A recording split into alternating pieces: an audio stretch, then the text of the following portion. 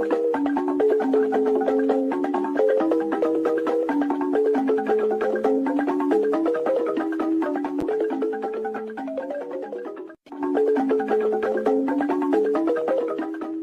have no mercy for those that come to disrupt the restoration of this struggle. We don't negotiate with anyone.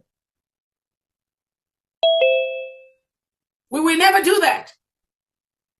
Because when you do things like that, you encourage the same thing to be inside the government, and they will continue to do what they are doing. There's an added that says,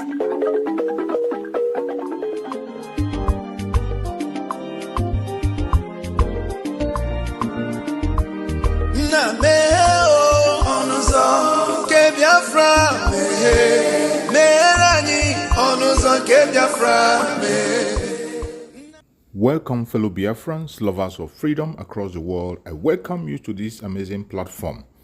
Thank you so much for joining me on today's program, and I wish you a very happy new year. Finally, we are now in the year 2025, and as we proceed in the year 2025, we must not forget that we have a lot of responsibilities. Our responsibility in this platform is to give you information and make sure that you have an update on what is going on in Biafra land, more especially things that has to do with the restoration of independent state of Biafra. Today, I am going to share with you a very important video. Please pay attention to this video. In all the information that we see here, you are going to see that they have started again a new deceit to distract us from the restoration of independent state of Biafra. We must not be distracted. It is either Biafra or nothing. Mazi Nnamdi Kanu said it to us, and he has not changed his mind. If anybody tries to insinuate that Mazi Nnamdi Kanu have changed, that is a lie. Watch this video from beginning to the end. You will understand that the enemies will never give up. And those of us who are focusing on the restoration of Biafra, we must not give up. Do not get distracted, regardless what you hear or what you see. Always remember that it is Biafran first. All eyes must be on the rising sun. Every eye must be on the rising sun. Do not allow yourself to be carried away with things that are happening around you. The restoration of independent state of Biafra is one thing that we must focus on. We have the United States of Biafra now. Let's watch. A lot of people are alleging that there is a conspiracy of silence in the southeast regarding the detention of Mazi Nnamdi Kanu. What we've seen, they are analyzing that a governor will go to the president and come out and say, I asked the president for the release of Nnamdi Kanu. So, but we haven't seen them as a front asking for the release of Nnamdi Kanu. Do you think that that allegation is founded? Yes, I think it's founded because if you say something is sweet, you say what it tastes like. There is an adage in Ogrog, my village, that says, if you say that the head of Wobochi is light, go and carry it. So, the Wobochi of a person has a very big head naturally. So, if you feel that you are working to release Nnamdi Kanu, what stops you when you are talking to the president, having it on tape? Well, that's just a problem with that. Normally, when you talk with presidents, it's not on TV, except it's something that is meant to be televised. Okay. And, this is not me speaking for the presidential villa, but the standard practice. No. You will come out and tell the people what you discussed, That's or all right. what was agreed that was discussed. That's all right. If you come out to tell us what was agreed or what was discussed, there is a presidential spokesman, all right? And if you have had a meeting, a robust meeting with the president, you come out, there are some officials of the Asarok, that definitely will come with you to address the press. Not that we don't believe the Southeast leaders, but because over time, they have shown us that they will say one thing and do another, especially where the welfare of our people is concerned. But the catalog of the hanky-panky statements are legion. I don't want, if I start here now, I cannot even leave this program today. But what I'm saying is that if you are working for your people, I don't believe any non-state actor can turn the table against you if you're actually working for your people. Why do I say that? If, for instance, Nnamdi Kanu comes out and tells people that Alex Oti is not doing well in Abia State, you are namesake Alex Oti in Abia State, are not doing well, people will not agree with him. He will immediately have some enemies. If he comes out tomorrow and says, no, everything, all the physical structures we are seeing in Enugu being erected by Peter Mba, they are not real. People will eventually rise and contradict him and say, no, you are not right. But if he comes to tell us that Hope Uzodimma, for instance, is not taking the security of Imo State very serious, no people will believe him. This is where I'm going.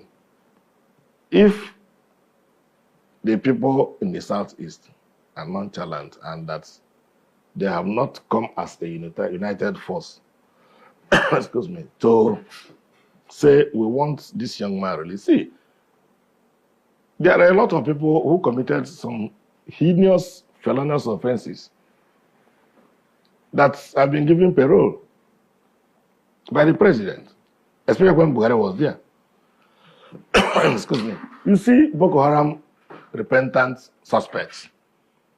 They say they will retrain them and then dump them into the army.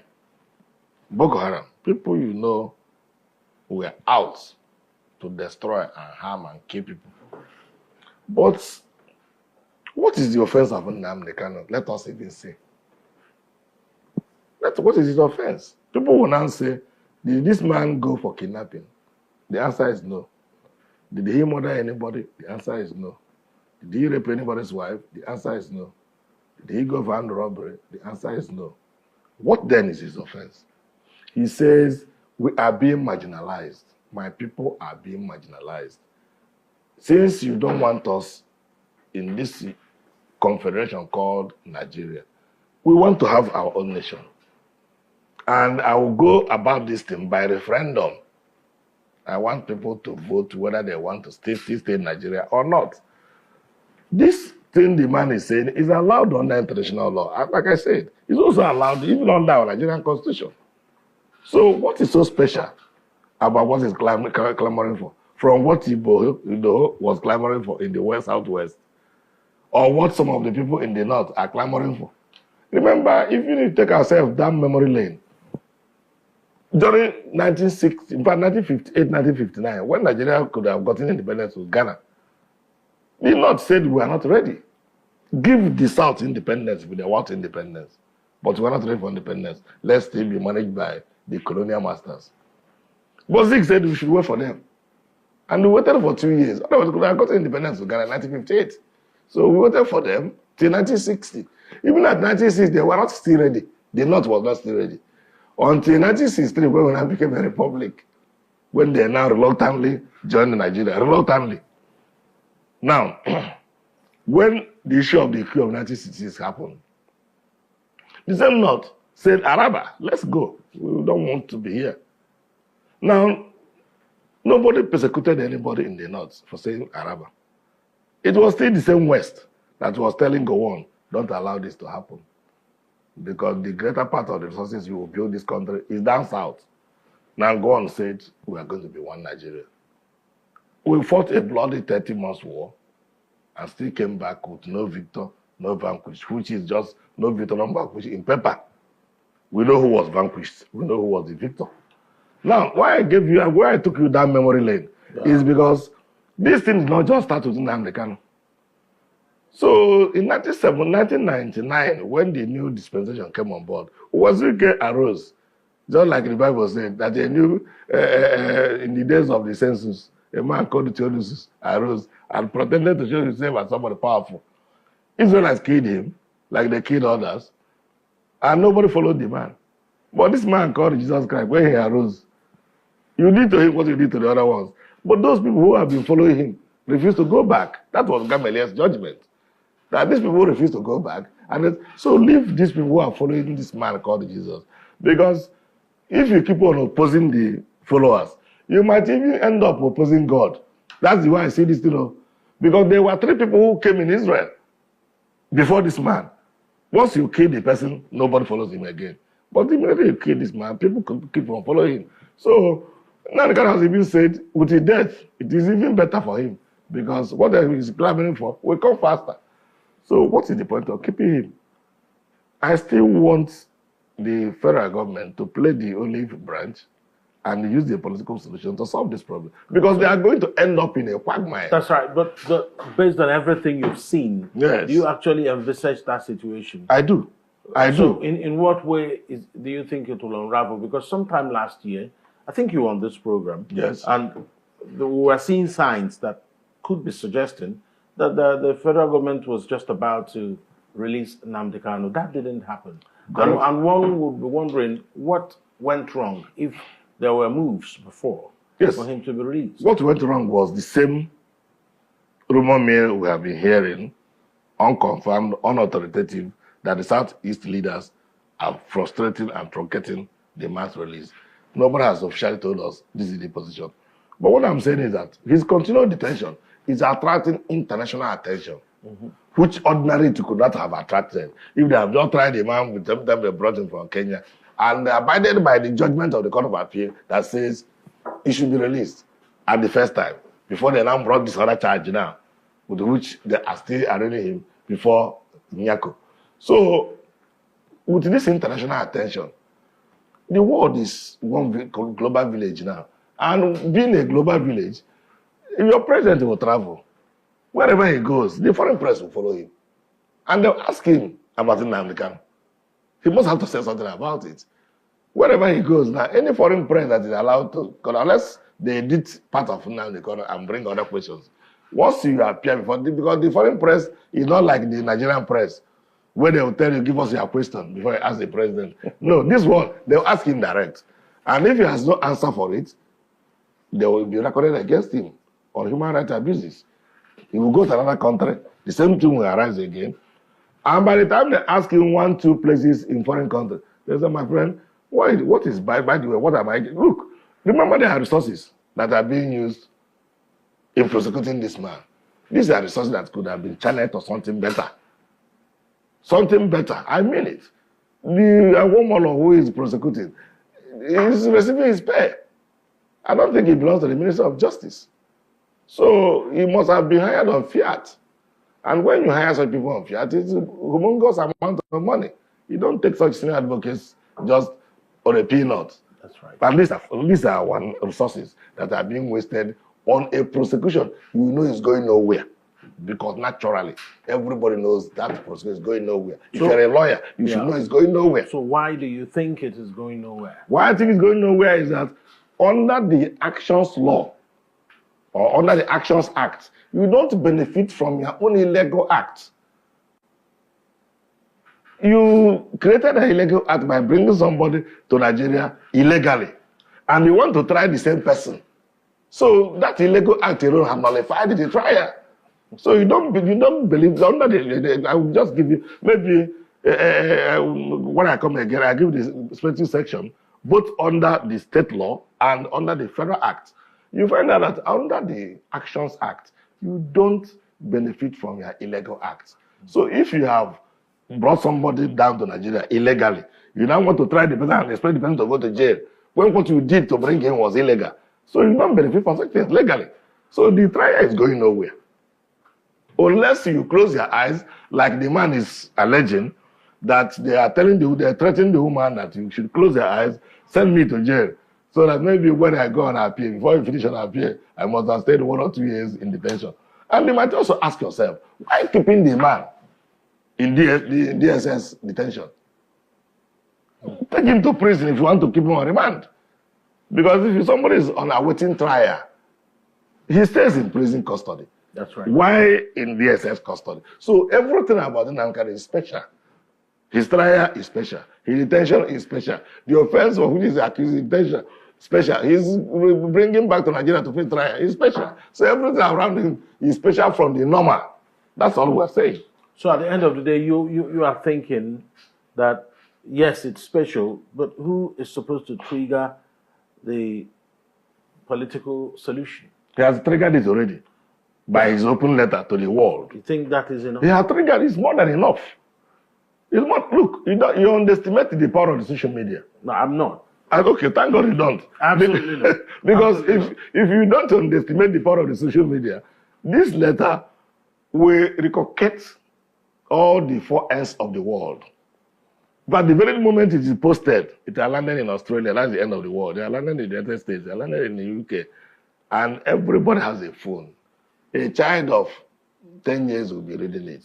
The president, his spare time will be reading it.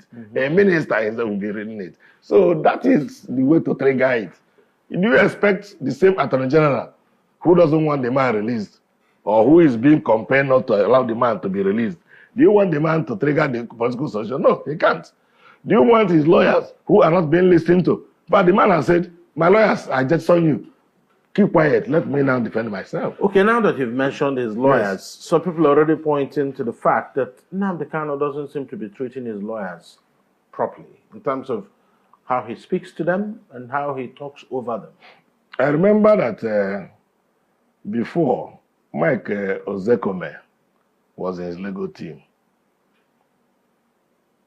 And like I said, many of people in Nnamdi Kanu's legal team are doing the matters pro bono. Pro bono, in the ordinary man's language, means free of charge. Now, it's not every lawyer that takes pro bono briefs. And lawyers who take it, some people take it for a lot of reasons. First reason could be sympathetic reason. And this man is so indigent, he couldn't pay for legal services. You take his matter pro bono. Another one is maybe your zeal as an activist. You want to take matters pro bono because you're an activist. You're a lawyer who believes nobody should be hunted down, whether they pay you or not. Even to rich men, you do them on pro bono. Then others also do it for publicity. You know, in law, you don't advertise. But there are people who prefer, you know, it is against our ethics even to appear in camera with your wig and your gown. Okay. Once you finish in court, you remove your wig and remove your gown. You can leave your bib because it's still part of your shirt and your dressing. But you can see today, when press is being addressed, a lot of lawyers appear in their wig and gowns. If they are addressing the judge, it is unprofessional. Now, but those things are advertisement gimmicks. Now, maybe Nnamdi has studied his lawyers. And I've seen that maybe either of these criteria I've stated now, you know, fall into some of them. Yeah. And they now feel that they're not doing the thing prosperously the way he could have done it. Dr. Ibekwe, of blessed memory, he was my lecturer in University of Nigeria. He was the principal of Umueze Boys Secondary School in those days, in the early 70s. He's from Nnewi. The students had a demonstration, destroyed a lot of things. Police arrested the principal and then brought the principal to trial, leaving the students who caused the mayhem. The man told us that his lawyer was not impressing him. He now told the magistrate he wanted to defend himself. I said, is that right? I said, okay. Your lawyer, you are discharged. Because you are right, under the constitution, to defend yourself in person or by legal representation of your choice, the constitutional provision. So Ibekwe began to defend himself. At the end of the day, he was discharged and acquitted. The man now went, he read classics, I think Latin and classics in those days. He now went into the University of Nigeria to read law. He read law first degree, read a second degree, read a PhD as an old man. So he became bad. He was lecturing us, and each time he will always give us that story. So now they kind of told the same line. Maybe when you see law is one profession. When you practice it, you don't hide. It's, Yes. it's unlike medicine. If you are a doctor now, I bring me to your clinic, and you want to operate on me, you tell my relations to stay in the reception. You take me to the theater.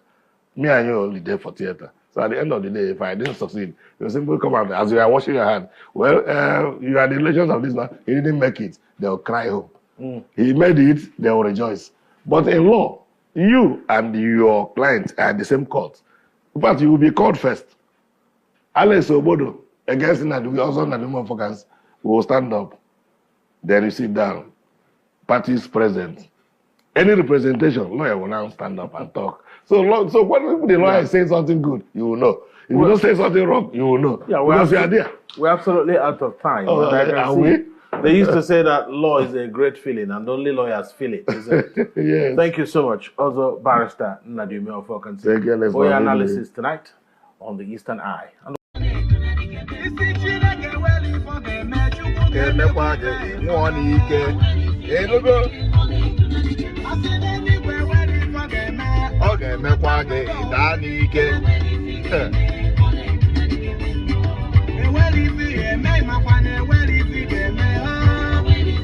Asịkwara Chineke na enweghị ihe ọ ga-eme maka ọ ga-eme gị nwụọ n'ike. Hope asịkwana na ọ dịghị ihe Chineke ga-eme. Ọ ga-emekwa ya ịfụnanya. Isi eluigwe na enwere ihe ọ ga-eme maka Biafra, ọ ga-eme ya ịfụ ya n'anya. Ịghọtago?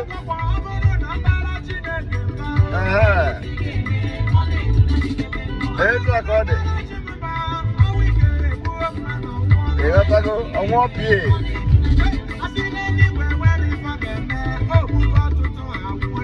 Ogbugo ọtụtụ ọtụtụ agwụgwọ.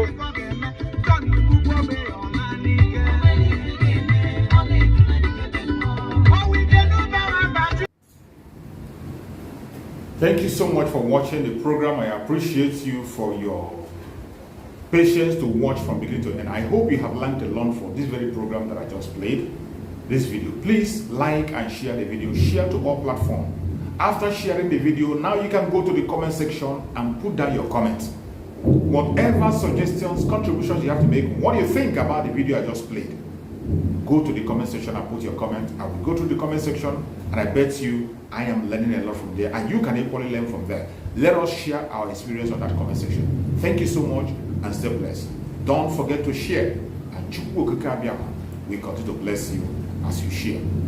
Biafra government, peace, progress, unity and equity. We move.